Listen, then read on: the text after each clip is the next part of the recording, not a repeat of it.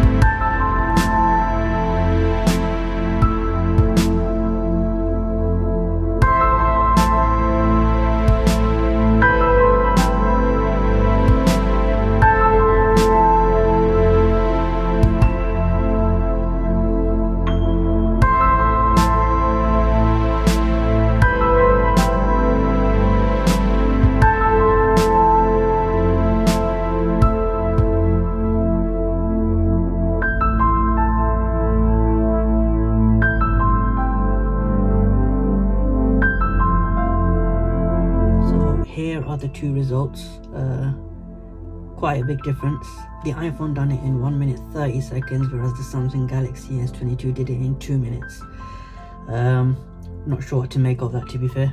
Gonna do a quick Geekbench score between both phones. So run a CPU there and a CPU there on the iPhone, and we see what results we'll get.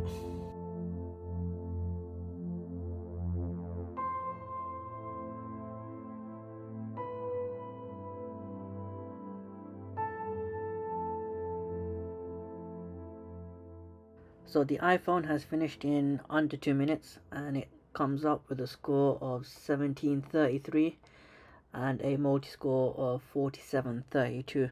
And here are the Samsung scores, with a 950 single core and a 3291 multi-score, which is considerably lower than the iPhone 13 Pro Max. That's something you really shouldn't be expecting from a phone that's just been released, compared to their competitor, who's had their phone out since September. I must say I was shocked at the results, but it looks like iPhone blows the Samsung out of the park. I do think that the Samsung score could have been a bit better with the loading of the apps, but overall it seems as if the iPhone is pretty much the faster phone, even though it's been out longer than the Galaxy. Hopefully you've enjoyed this video. Please leave a like and press that subscribe button, and hopefully I can get out a camera test between both phones. Thanks for watching.